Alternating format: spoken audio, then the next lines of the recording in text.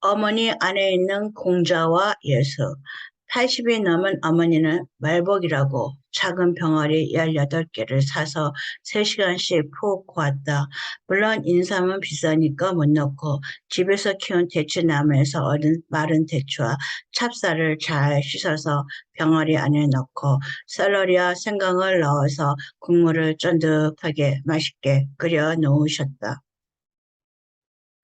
어머니는 11개 닭병아리를 램비치의 권사 모임에 들고 가서 모임에 오신 목사님이랑 다른 권사님들이랑 맛있게 드셨다.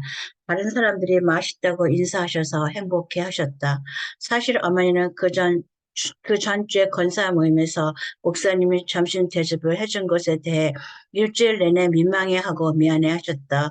적은 용돈 안에서 국리를 하신 어머니는 적은 값의 목사님과 다른 권사님들 대접할 방법으로 약병아리를 선택하고 노구를 이끌고 몇 시간을 끓이고 기름을 거르고 식히는 수고를 하셔서 말복의 연계백숙을 만들어 가신 것이다.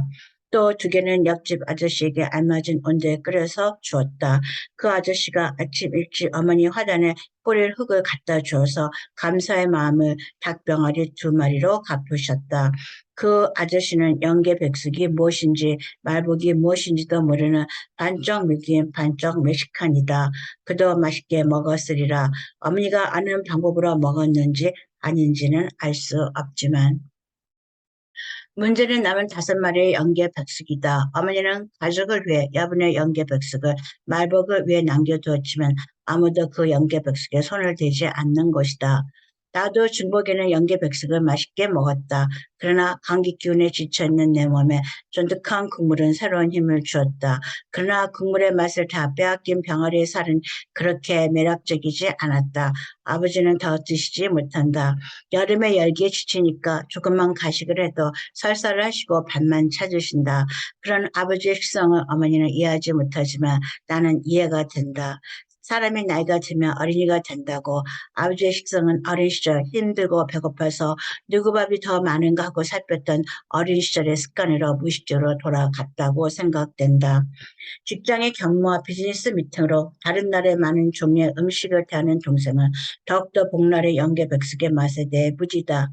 사실 어머니가 연계백숙을 맛있게 끓여서 모임에 들고 가시면서 남겨둔 백숙을 우리가 먹으리라고 기대하시나 우리는 인도 뷔페 음식점에 가서 여러 가지 다른 향신료를 쓴 카레에 빠져서 맛있는 점심을 먹고 있었다. 나는 처음으로 내가 아는 노란 카레가 아닌 분홍색, 빨간색, 주황색, 검은색 카레의 맛에 빠져버리고 말았다. 그 위에 난이라고 부르는 각 원에서 빵껍질이 살짝 부풀어 오른 무교병의 흰빵과 버섯과 양파가 들어간 분홍색 카레의 맛은 환상적이었다. 그렇게 달라진 내과 동생의 입맛 앞에 어머니의 고전적인 요리인 연계백숙은 그 매력을 잃어가고 있었다. 식구들은 나이가 들어가면서 식사량도 줄어가고 입맛도 변해간다. 그런데 어머니는 여전히 10인분 대형 밥통에다 밥을 하신다.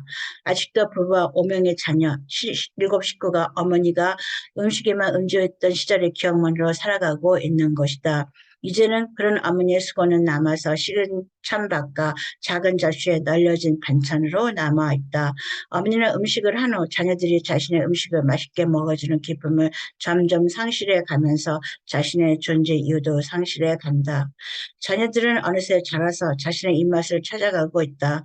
동생은 양념 없는 최고급 생갈비 맛에 익숙해 있고 어머니는 양념에 번복된 기름기 많은 갈비를 사랑하시고 나는 기름기가 빠진 바베큐 갈비만을 즐기기 때문이다.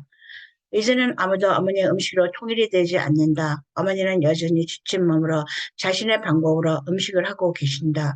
그런 어머니를 보면 연민과 함께 왜 그런가 하는 생각이 든다. 어머니의 인생에는 2개의 보이지 않는 축이 있다. 하나는 유교 전통에 근원한 현모양처의 책임과 의무가 그리고 예수를 믿고 나서 얻으신 기독교의 가치관이다. 유교의 공자는 내가 지겹도록 싫어하는 권위적인 경직된 가부장적인 아버지만 만들어낸 것이 아니다. 유교의 공자 윤리는 많은 여자들로 하여금 자신의 인생은 없이 자녀 인생이 자신의 인생이라고 믿는 절대적인 현모와 남편이 어떠하든 아내의 도리를 다해야 한다는 양초의 모습 것을 만들어냈다. 그 위에 사역자나 교인들에게 베풀면서 살아야 한다는 예수의 가르침이 덧붙여졌다. 2000년 전에 돌아가신 예수는 구주이고 하나님의 아들이어서 죽어서 천국이라도 가게 해준다고 하지만 2500년 전에 죽은 공자는 내 어머니에게 무엇을 주게 80이 넘은 노국에 머물러 여전히 자녀들의 달라진 입맛과는 상관없이 식사를 준비하는 수고를 마다하지 않으시는지. 그런 두 개의 가치관이 내 어머니에게만 영향을 미치는 것이 아니라 나도 그 틀에서 벗어나지 못하고 다른 모습으로 그 틀의 흔적을 유지하고 살아가고 있다는 것이다. 나는 어머니의 사랑과 희생과 수고를 바라보면서 이 어쩔 수 없는 사회적 환경에서 오는 가치관이 우리의 인생을 지배하는 그 굴레에 대해 웃어야 할지, 분노해야 할지, 슬퍼해야 할지, 감사해야 할지 잘 모르겠다.